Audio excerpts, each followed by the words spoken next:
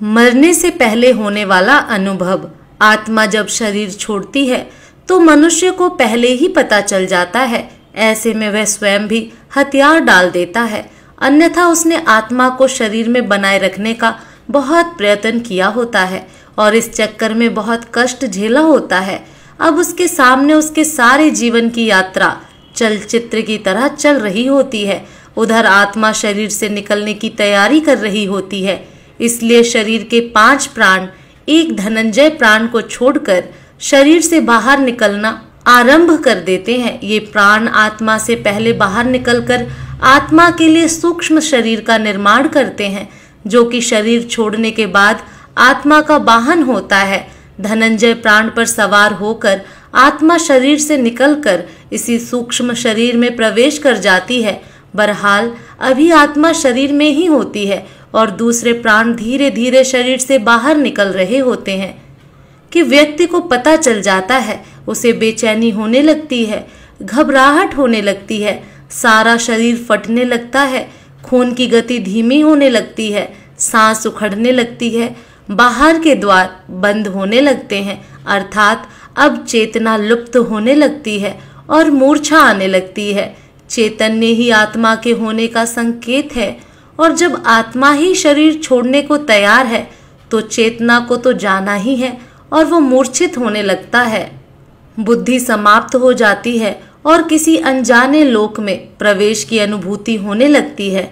यह चौथा आयाम होता है। फिर मूर्छा आ जाती है और आत्मा एक झटके से किसी भी खुली हुई इंद्रिय से बाहर निकल जाती है। इसी समय चेहरा विकृत हो जाता है। यही आत्मा के शरीर छोड़ देने का मुख्य चिन्ह होता है।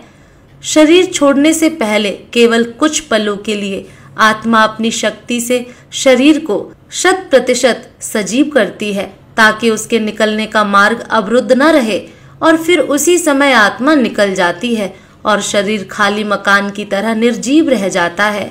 इससे पहले घर के आसपास कुत्ते बिल्ली के रोने की आवाजें आती हैं। इन पशुओं की आंखें अत्यधिक चमकीली होती हैं, जिससे ये रात के अंधेरे में तो क्या सूक्ष्म शरीरधारी आत्माओं को भी देख लेते हैं।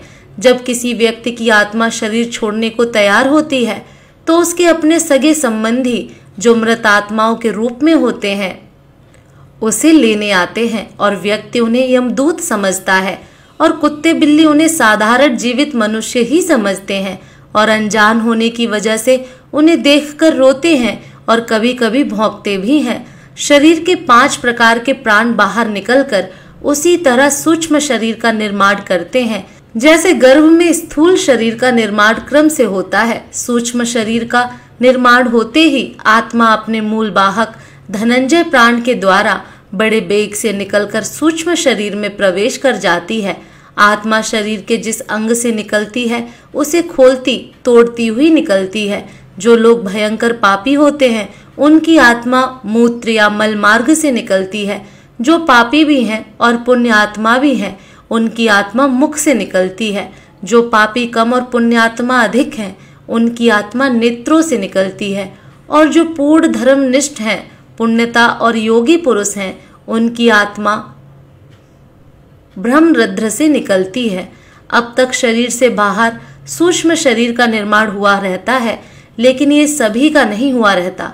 जो लोग अपने जीवन में ही मोह माया से मुक्त हो चुके योगी पुरुष हैं उन्हीं के लिए तुरंत सूक्ष्म शरीर का निर्माण हो पाता है।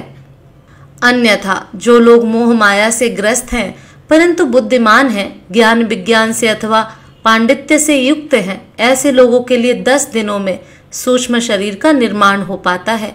हिंदू धर्म शास्त्र में 10 गात्र का श्राद्ध और अंतिम दिन मृतक का श्राद्ध करने का विधान इसीलिए है कि 10 दिनों में शरीर के 10 अंगों का निर्माण इस विधान से पूर्ण हो जाए और आत्मा को सूक्ष्म शरीर मिल जाए।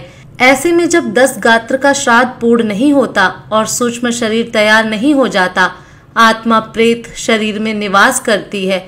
अगर किसी कारणवश ऐसा नहीं हो पाता है तो आत्मा प्रेत योनि में भटकती रहती है।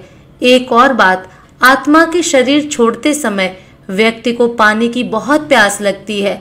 शरीर से प्राण निकलते समय कंठ सूखने लगता है, हृदय सूखता जाता है और इससे नाभि जलने लगती है, लेकिन कंठ अवरुद्ध होने से पानी पिया नहीं जाता और ऐसी ही स्थिति में आत्मा शरीर छोड़ देती है।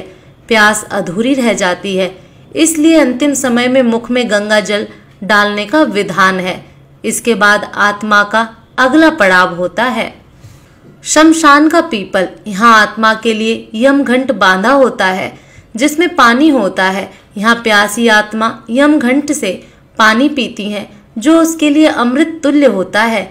इस पानी से आत्मा तृप्ति का अनुभव करती है। हिंदू धर्म शास्त्रों में विधान है कि मृतक के लिए यह सब करना होता है ताकि उसकी आत्मा को शांति मिले।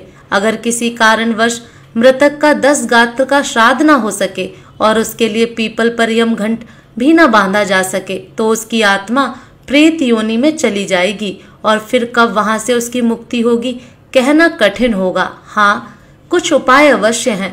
पहला तो यह कि किसी के देहवासन होने के समय से लेकर 13 दिन तक निरंतर भगवान के नामों का उच्च स्वर में जप अथवा कीर्तन किया जाए और जो संस्कार बताए गए हैं उनका पालन करने से मृतक भूत प्रेत की योनि नरक आदि में जाने से बच जाएगा। लेकिन यह करेगा कौन? यह संस्कारित परिजन, संतान, नातेदार ही कर सकते हैं। अन्यथा आजकल अनेक लोग केवल औपचारिकता निभाकर केवल दिखावा ही अधिक करते हैं। दूसरा उपाय कि मरने वाला व्यक्ति स्वयं भजनानंदी हो, भगवान का भक्त हो और अंतिम समय तक यथासंभव हरि स्मरण में रट रहा हो। तीसरा, भगवान के धामों में देह त्यागी हो अथवा दाह संस्कार काशी, वृंदावन या चारों धामों में से किसी में हुआ हो। स्वयं विचार करना चाहिए कि हम दूसरों के भरोसे रहें या अपना हित स्वयं साधें।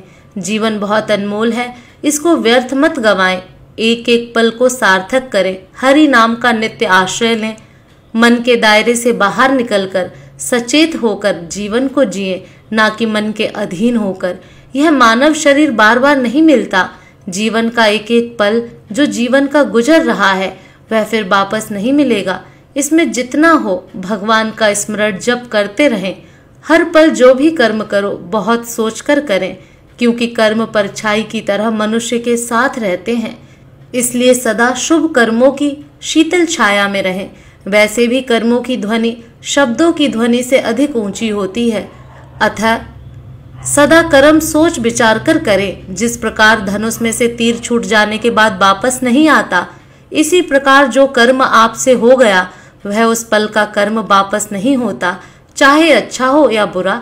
इसलिए इससे पहले कि आत्मा इस शरीर को छोड़ जाए, शरीर में रहते हुए आत्मा को यानी स्वयं को जान लें और जितना अधिक हो सके मन से, वचन से, कर्म से भगवान श्री राम, श्री कृष्ण का ध्यान, चिंतन, जप, कीर्तन करते रहें। निरंतर स्मरण से हम यम पाश से तो बचेंगे ही बचेंगे, साथ ही हमें भगवत धाम भी प्राप्त हो सकेगा, जो कि जीवन का वास्तविक लक्ष्य है।